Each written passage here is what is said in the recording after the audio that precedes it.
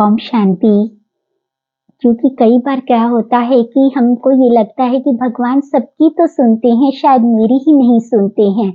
तो कभी-कभी तो हमारा भगवान के ऊपर से विश्वास उठ जाता है, कभी-कभी हम उससे बहुत सारी शिकायत करते हैं और कभी-कभी तो उसको उलाहना तक देते हैं। तो आज हम एक छोटी-सी कहानी शेयर करने वाले हैं और एक बहुत पावरफुल सत्य अनुभव, शायद उसके बाद कभी भी आपको परमपिता परमात्मा से शिकायत नहीं होगी या आपको ये पता चल जाएगा कि वो कब हमारी इच्छा पूर्ण करता है और कब नहीं। तो सबसे पहले कहानी सुनते हैं। ये कहानी है एक छोटी-सी बहुत प्यारी गुड़िया की, तो जिसको आइसक्रीम बहुत पसंद थी। तो उसको आइसक्रीम खाना बहुत अच्छा लगता था, तो उसके पापा भी उसको बहुत प्यार करते थे और डेली उनका रूटीन था कि उनको आइसक्रीम खिलाने के लिए बच्ची को लेकर के जाते थे और बच्ची भी बहुत खुश होकर के आइसक्रीम खाती थी। परंतु एक दिन उसको हाई फीवर हो गया, बहुत हाई टेम्परेचर। तो आज भी वो बिटिया जिद कर रही है कि मुझको आइसक्रीम खानी है, पर आज उसके पापा नहीं लेकर के जा रहे हैं। परंतु बिटिया की तो जिद है, वो तो रोने ही लग गई कि मुझे बहुत इच्छा हो रही है, मुझे तो आइसक्रीम खानी ही है। पर उसके पापा क्या कह रहे हैं, बच्चे आज नहीं खिलाऊंगा, मैं आपको बाद में ले जाऊंगा जब आप ठीक हो जाएंगे।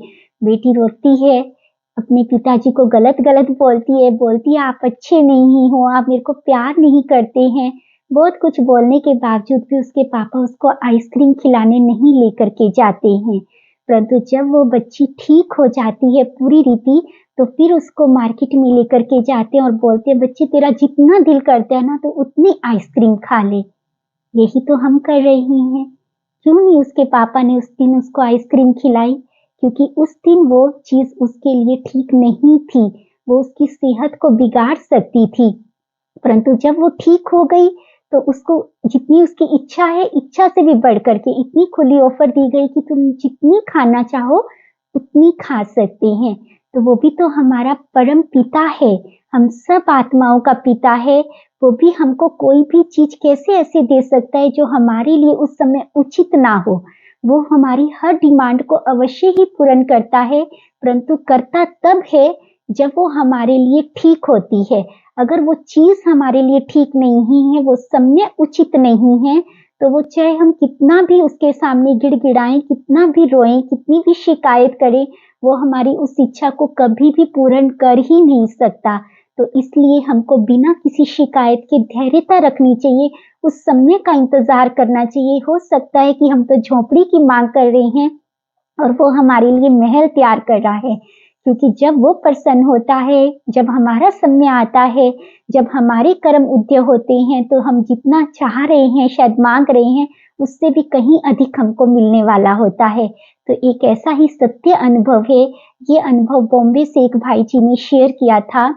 तो ये वो भाई जी ज्ञान में ही चलते हैं, उन्होंने 7 डेज कोर्स भी किया है, रूटीन में मुरली भी सुनते हैं।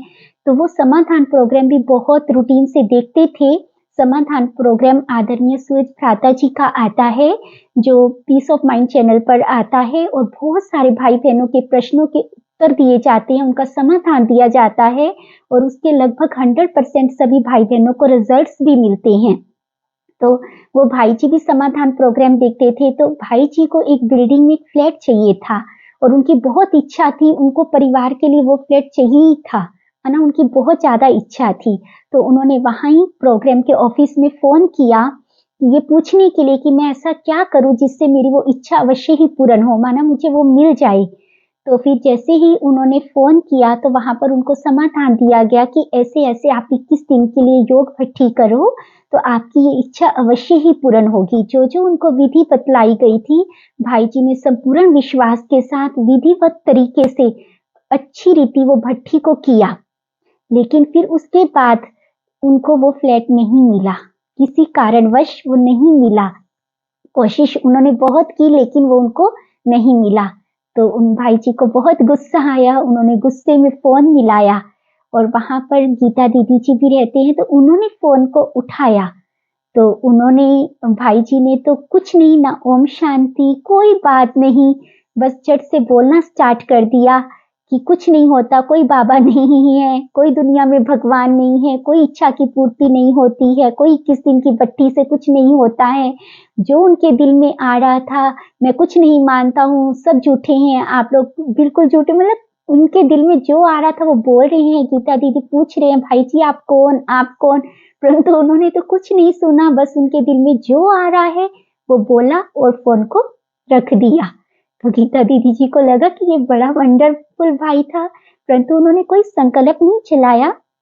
थोड़े समय के पश्चात कुछ ही दिन बीते होंगे, उस भाई जी का फिर से कॉल आता है और उनके मतलब आवाज में भी प्यार के आंसू साफ झलक रहे होते हैं।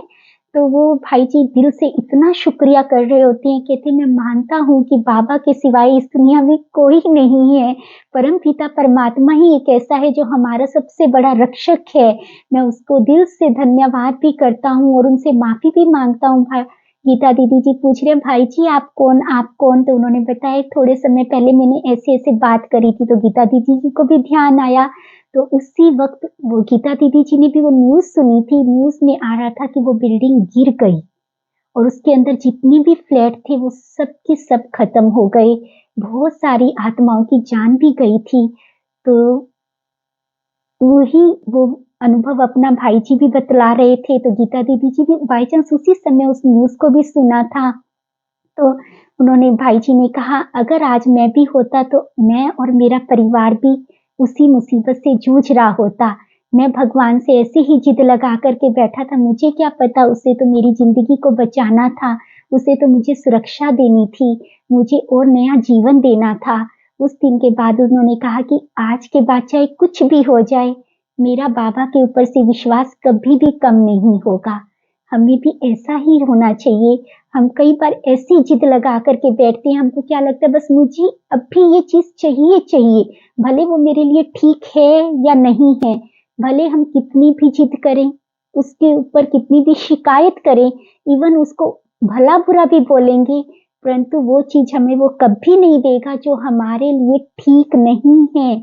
वो उस समय का इंतजार करता है। तभी तो कहते हैं भगवान के घर में देर है, अंधेर नहीं है। तो प्लीज अपनी धैर्यता को बनाए रखना, कभी उसके ऊपर से अपने विश्वास को कम नहीं रखना। पहली बात है, कोई इच्छा ही नहीं रखना, सब उसको सौंप दो ना, क्योंकि उससे ज्यादा वो हमारे लिए कोई भी दुनिया में अच्छा नहीं सोच सकता। हमें क्या लगता है हम अपने लिए बहुत अच्छा सोच सकते हैं।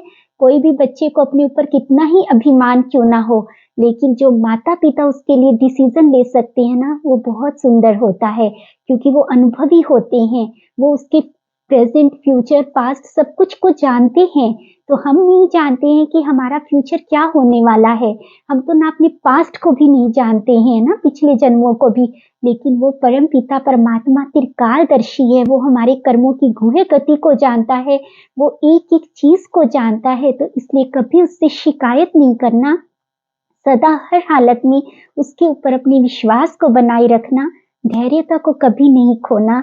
वो आपको हर प्रकार से संपन्न करेगा, हर इच्छा को पूर्ण करेगा। यही तो माता पिता का सपना होता है कि मेरे हर बच्चे की हर इच्छा पूर्ण हो। वो हमारा पिता है ना। तो इसलिए कभी भी उसके ऊपर से अपने विश्वास को नहीं उठाना और एक संकल्प करो, आज के बाद कुछ भी हो जाए, कभी उससे मांगना नहीं, कभी उससे शिकायत नहीं करना। जैसा चलाए वैसा चलेंगे, जिस रजा में रखे उसी में राजी रहेंगे। ओम शांति।